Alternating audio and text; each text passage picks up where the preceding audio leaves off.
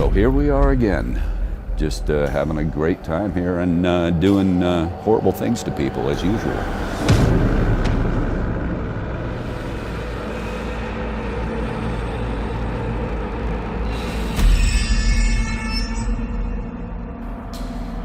Yes, I will kill someone on film. Hey everybody, Matt from Gun here. I'm on location in Los Angeles at the House of Moves. We're going to be filming some motion capture for the Texas Chainsaw Massacre. We got a lot of work to do, so let's get to it.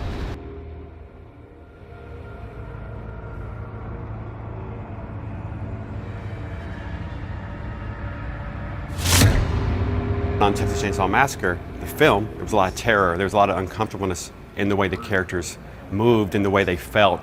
So if you try to translate that to a video game, really the motion capture is where it starts.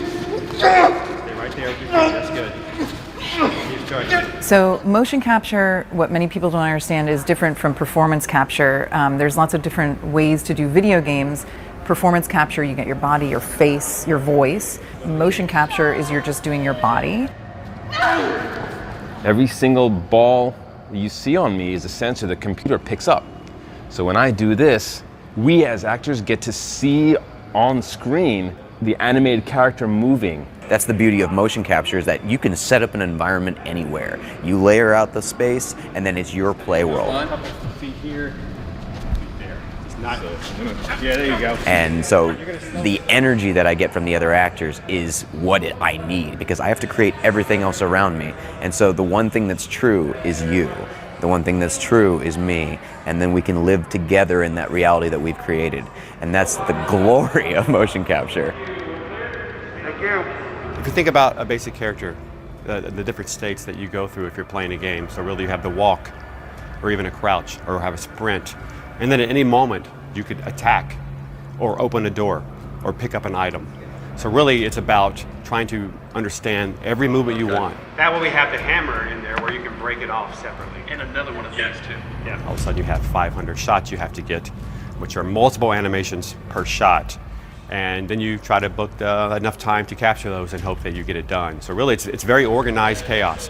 I like that faster kind of crazy. Yeah, there's a lot more energy there. Yeah. It wasn't about cutting something out, but more that kind of speed in it. Yeah. It just felt more frantic. Really what we're looking for throughout this whole entire session is, do they look like they would if they were in the film?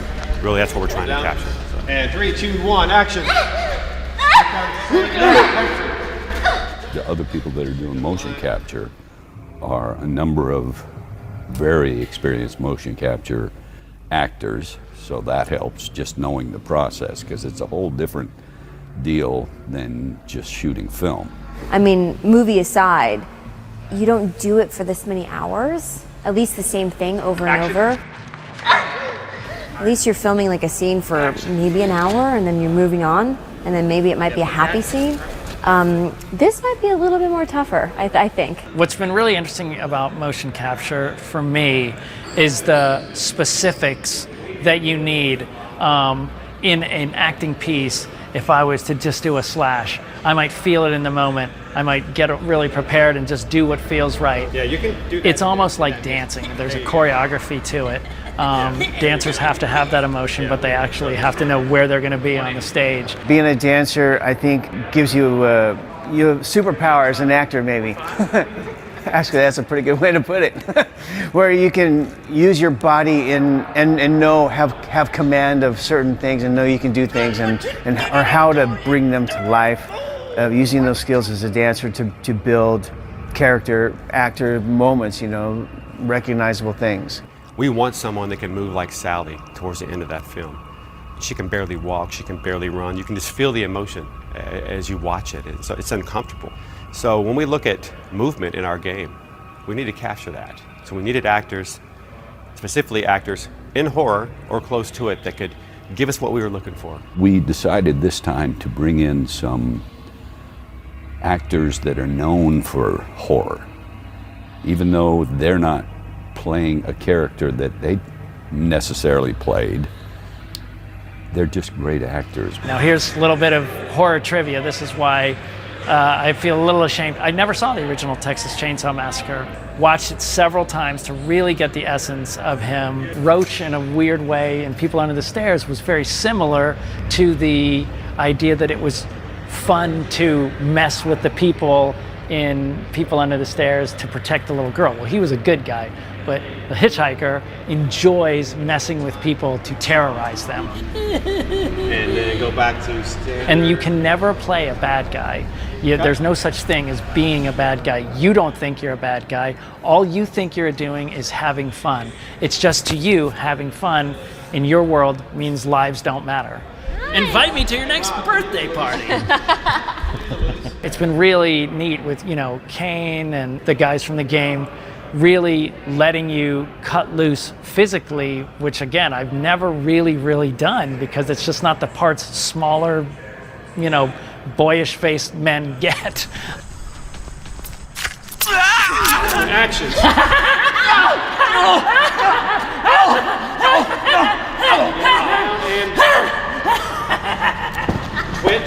Twitch, and back to Idaho. Cut. And when we're doing the motion capture stuff about hitting someone over the head with a broomstick, like, okay, well, I'm old. I'm not going to take a big whack at it. And you calculate all those things. What creates that character? The mood, the environment, the age, the muscle, the weight, and it's kind of creating your own personal algorithm for everything that you're going to do. Oh my God! Help me!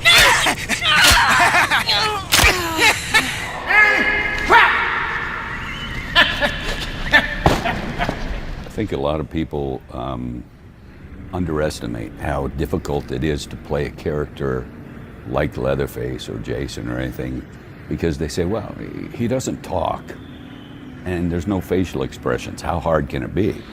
And my point is, that's exactly why it is more difficult, because you don't have those tools.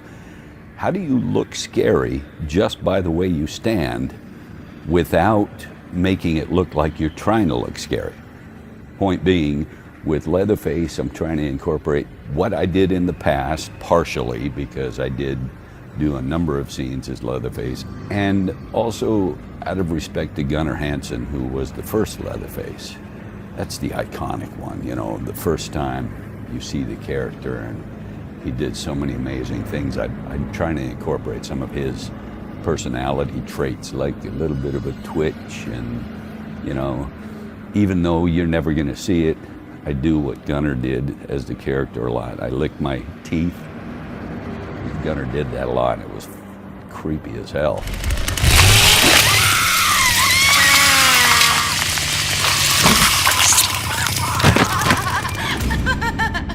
They'll see the light before this is over. So Sissy is a new character. So she's not based on the movie, which a lot of the other characters are. Considering how iconic all the other characters from Texas Chainsaw are, how do you make Sissy fit into the family and be as exciting and as interesting? Like, on the outside, she wants people to really love her and like her, so she can be really sweet, but then she has major anger issues.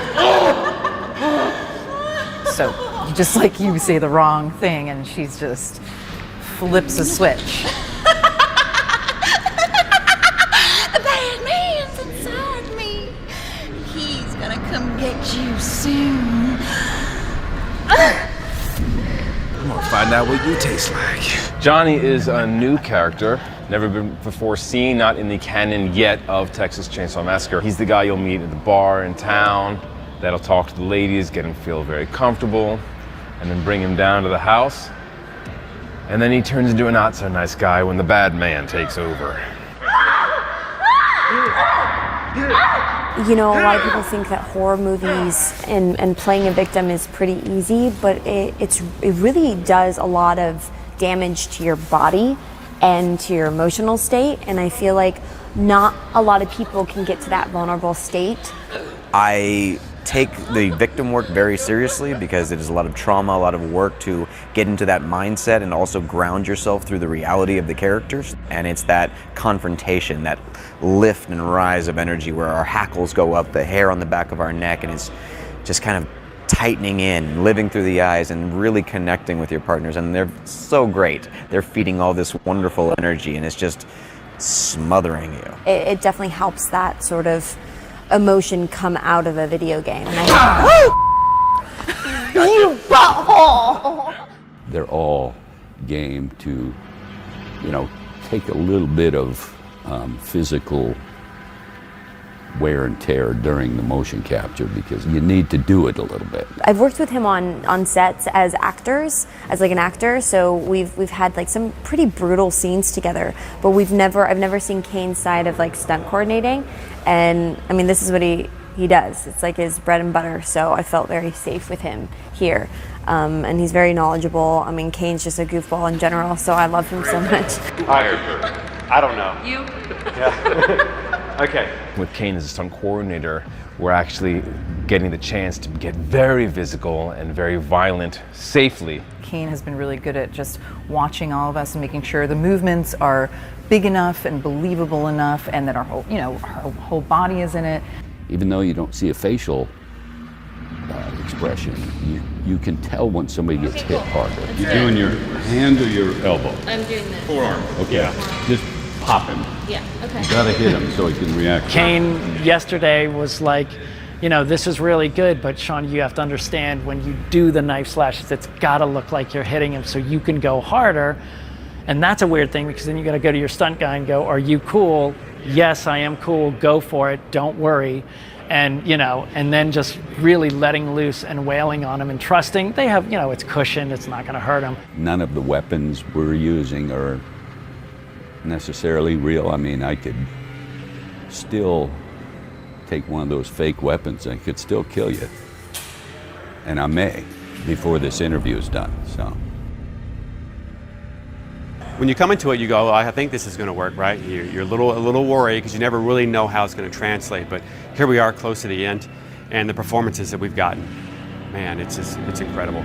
Any time in which I can live out both fantasies and nightmares for the fans and for the people who are going to be playing these games, it is such a sweet, golden opportunity. I'm a huge Texas Chainsaw fan, so to be able to create Sissy was like a dream. Everyone here behind me and the way they're working and putting this thing together, so much is going into it, and it's amazing. It's just a really fun group of people, and man, when you play Never Have I Ever, when you're not drunk, you get to know someone really well.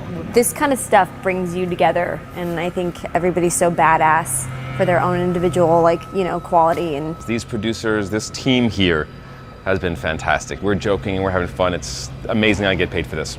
People are going to play a character in a video game that is actually me. Is just mind-boggling to think about. All the characters, all the animations, all the features kind of tie together, and they pay tribute and respect to the film. Really, that's what we're about, is trying to make sure that when you play our game, it looks and feels like the Texas Chainsaw Massacre.